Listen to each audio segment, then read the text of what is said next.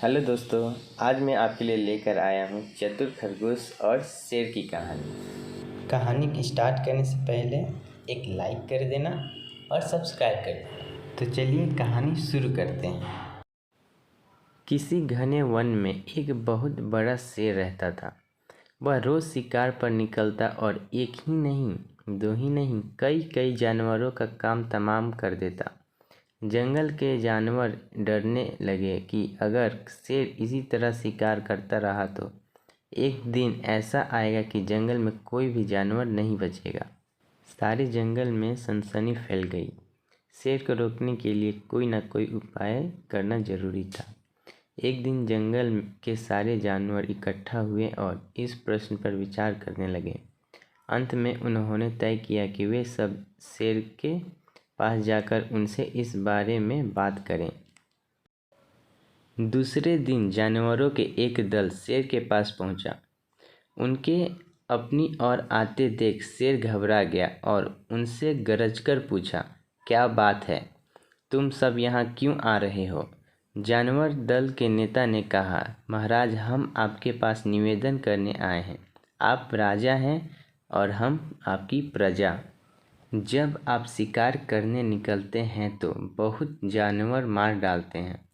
आप सबको खा भी नहीं पाते। इस तरह से हमारी संख्या कम होती जा रही है। अगर ऐसा ही होता रहा तो कुछ ही दिनों में जंगल में आपके सिवाय और कोई भी नहीं बचेगा। प्रजा के बिना राजा भी कैसे रह सकता है? यदि हम सभी मर जाएंगे तो आप भी राजा नहीं रहेंगे। हम चाहते हैं कि आप सदा हमारे राजा बने रहें। आपसे हमारी विनती है कि आप अपने घर पर ही रहा करें। हर रोज़ स्वयं आपके खाने के लिए एक जानवर भेज दिया करेंगे। इस तरह से राजा और प्रजा दोनों ही चैन से रह सकेंगे। शेर को लगा कि जानवरों की बात में सच्चाई है। उसने पल भर सोचा, फिर बोला, अच्छी बात है, मैं तुम्हारे सुझाव को मान लेता हूँ। लेकिन याद रखना, अगर किसी भी दिन तुमने मेरे खाने के लिए पूरा भोजन नहीं भेजा तो मैं जितना जानवर चाहूँगा मार डालूँगा। जानवरों के पास तो और कोई चारा नहीं, इसलिए उन्होंने शेर की शर्त मान ली और अपने अपने घर चले गए। उस दिन से हर रोज़ शेर के खाने के लिए एक जानवर भेजा जाने लगा। इसके लिए जंगल में रहने वाले सब जानवरों में से एक एक जानवर बारी बारी से चुना जाता था। कुछ दिन बाद खरगोश की बारी भी आ गई। शेर के भोजन के लिए एक नन्हे से खरगोश को चुना गया। वह खरगोश जितना छोटा था उतना ही चतुर भी था। उसने सोचा, बेकार में शेर के हाथों मरना मूर्खता है। अपनी जान बचाने का कोई ना कोई उपाय अवश्य करना चाहिए और हो सके तो कोई ऐसी तरकीब ढूंढनी चाहिए जिससे सभी को इस मुसीबत से सदा के लिए छुटकारा मिल जाए। आखिर उसने एक तरकीब सोच ही निकाली। खरगोश धीरे धीरे आराम से शेर के घर की ओर चल पड़ा। जब वह शेर के पास पहुंचा तो बहुत देर हो चुकी थी। भूख के मारे शेर का बुरा हाल हो रहा था। जब उसने सिर्फ एक छोटे से खरगोश को अपनी ओर आते देखा तो गुस्से से बौखला उठा और गरजकर बोला, किसने तुम्हें भेजा है? एक तो पिद्दी जैसे हो, दूसरे इतनी देर से आ रहे हो। जिन बेवकूफ़ों ने तुम्हें भेजा है मैं उन सबको ठीक करूँगा। एक एक का काम तमाम ना किया तो मेरा नाम भी शेर नहीं। नन्हे खरगोश ने आदर से ज़मीन तक झुककर, महाराज, अगर आप कृपया करके मेरी बात सुन ले तो मुझे या और जानवरों को दोष नहीं देंगे। वे तो जानते थे कि एक छोटा सा खरगोश आपके भोजन के लिए पूरा नहीं पड़ेगा,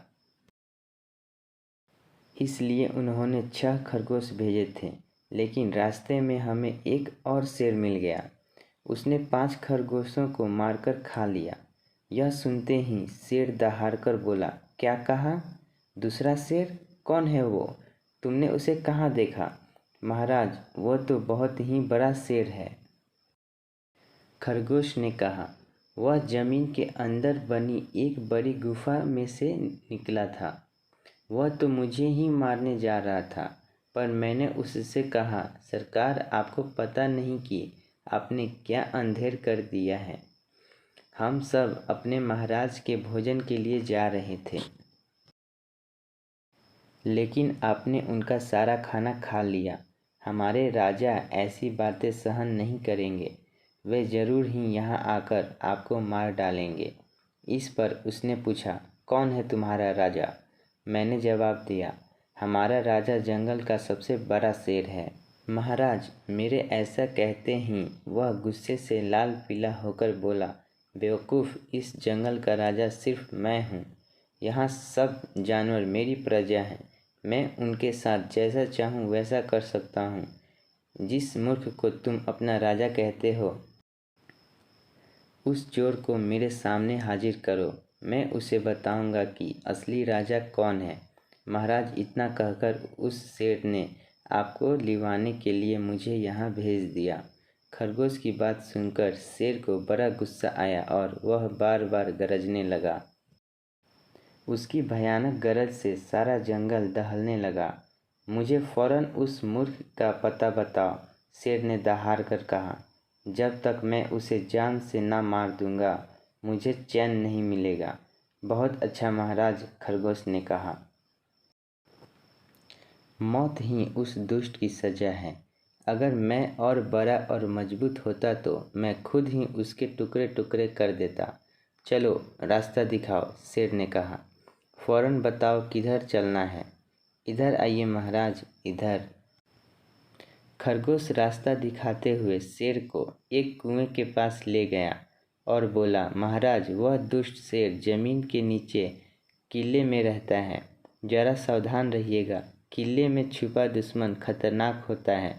मैं उससे निपट लूँगा, शेर ने कहा। तुम यह बताओ कि वह कहाँ है। पहले जब मैंने उसे देखा था तब तो वह यहीं बाहर खड़ा था। लगता है आपको आता देखकर वह किले में घुस गया। आइए मैं आपको दिखाता हूँ। खरगोश ने कुएं के नज़दीक आकर शेर से अंदर झांकने के लिए कहा। शेर ने कुएं के अंदर झांका तो उसे कुएं के पानी में अपनी परछाई दिखाई दी। परछाई को देखकर शेर जोर से दहाड़ा। कुएं के अंदर से आती हुई अपनी ही दहाड़ने की गूंज सुनकर उसने समझा कि दूसरा शेर भी दहाड़ रहा है। दुश्मन को तुरंत मार डालने के इरादे से वह फौरन कुएं में कूद पड़ा। कूदते ही पहले तो वह कुएं की दीवार से टकराया, फिर धड़ाम से पानी में गिरा और डूबकर मर गया। इस तरह चतुराई से शेर से छुट्टी पाकर नन्हा खरगोश घर लौटा। उसने जंगल के जानवरों के शेर के मारे जाने की कहानी सुनाई। दुश्मन के मारे जाने की खबर से सारे जंगल में खुशी फैल गई। जंगल के सभी जानवर खरगोश की जय जयकार करने लगे। सीख: घोर संकट की परिस्थिति में भी हमें सूझबूझ और चतुराई से काम लेना चाहिए और आखिरी दम तक प्रयास करना चाहिए। सूझबूझ और चतुराई के काम लेकर हम भयंकर संकट से उबर सकते हैं और बड़े से बड़े शक्तिशाली शत्रु को भी परास्त कर सकते हैं।